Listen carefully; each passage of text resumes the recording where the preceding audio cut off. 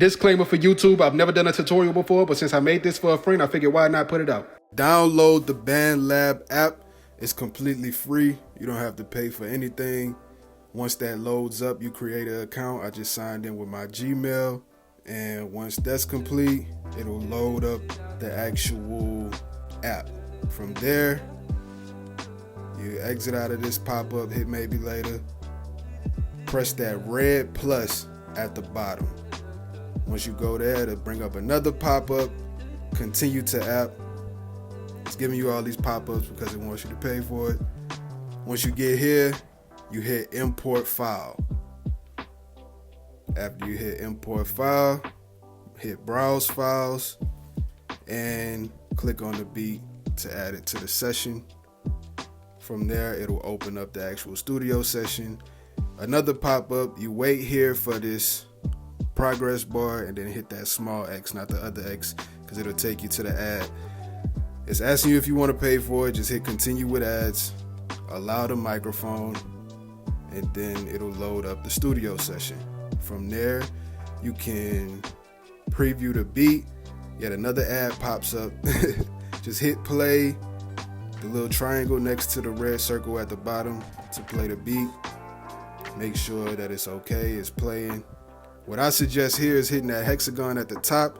You'll probably have to tap on input device. It was already open for me, and switch it to iPhone. So just a quick tip. The reason why I like to switch it to iPhone here is because I feel that the iPhone's microphone is way better than trying to hold the headphones and record without any noise.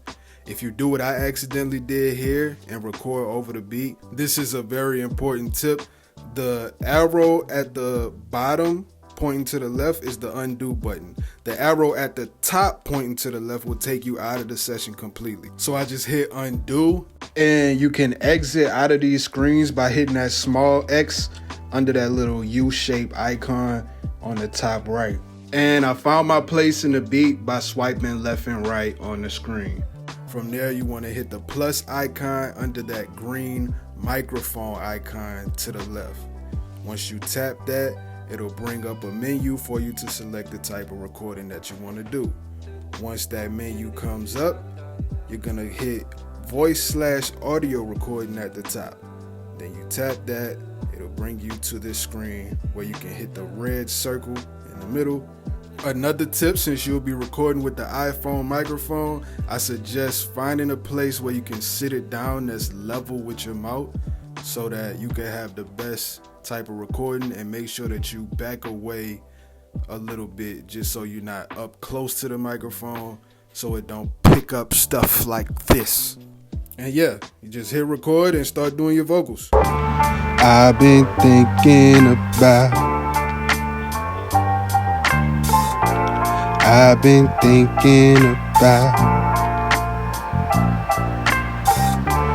what is this about? What is this about?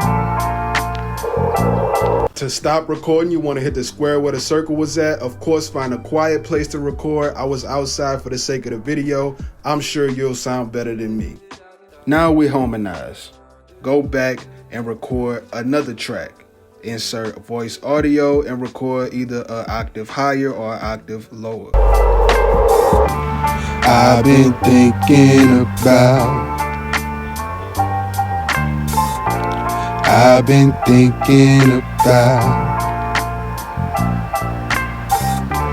what is this about? What is this about? Yet again, you want to exit out of there, go back and record another audio track. If you went lower the first time like I did, go an octave higher this time. I've been thinking about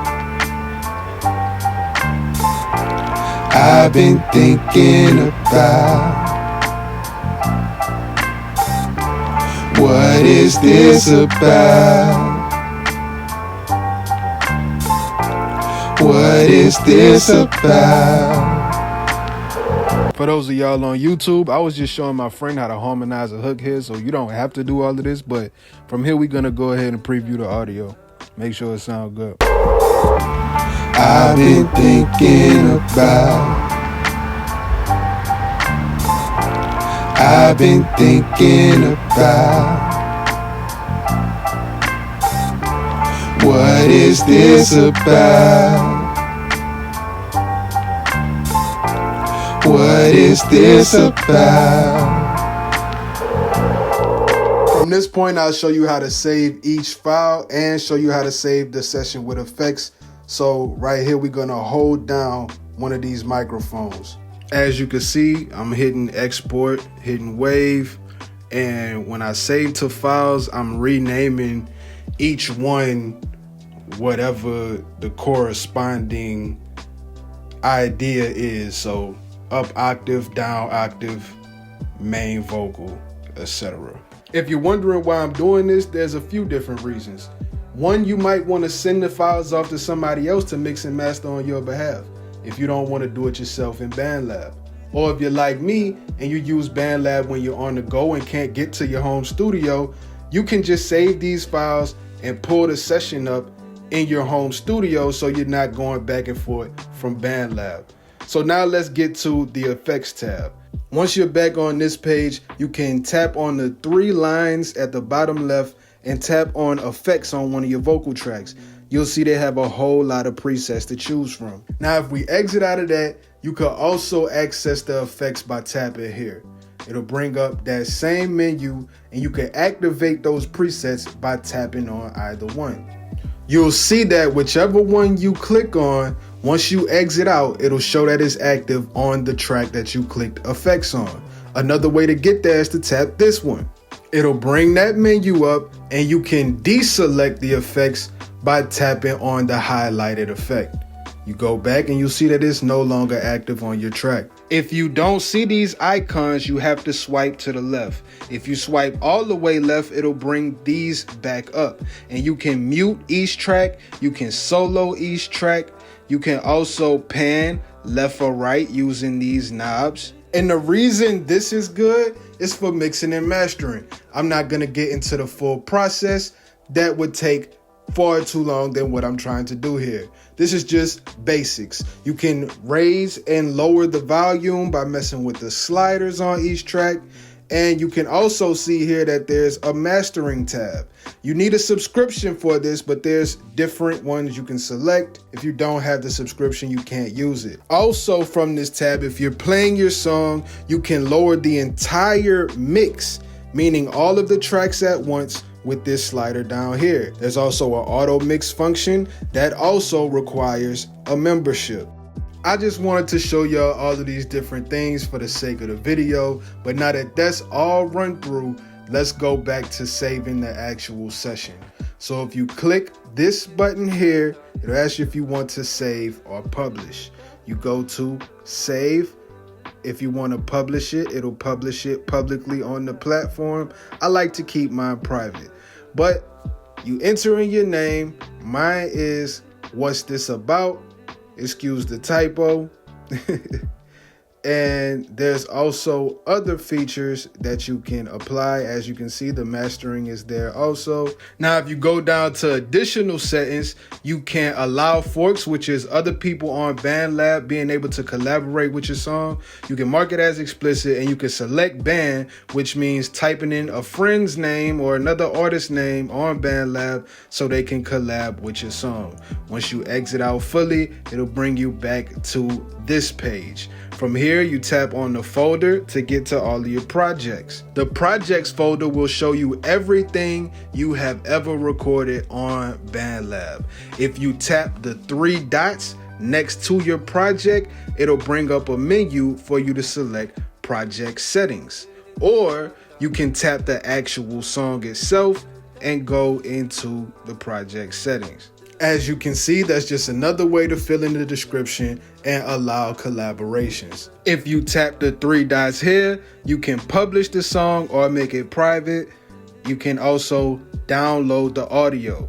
If you tap where it says today, 2:05 or whatever time and date it says for your file, it'll bring you to this page where you can listen to the actual song.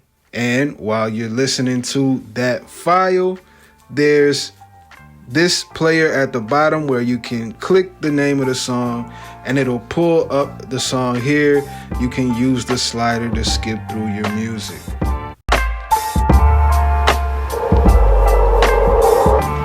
I've been thinking about. I've been thinking about. All right, and if we want to exit out of that, we can. You see this studio button here. It'll take you to the studio session yet again. If you go back and you go to this page, you can also hit the studio button here and go back into the session. There's many different places this studio button can be found. That's all I have for today. I hope you guys enjoyed the tutorial. I'm sorry that it started to kind of run pretty fast towards the end, but I just wanted to show y'all the basics, and feel free to comment any questions you may have below. Like the video, hype the video, and subscribe.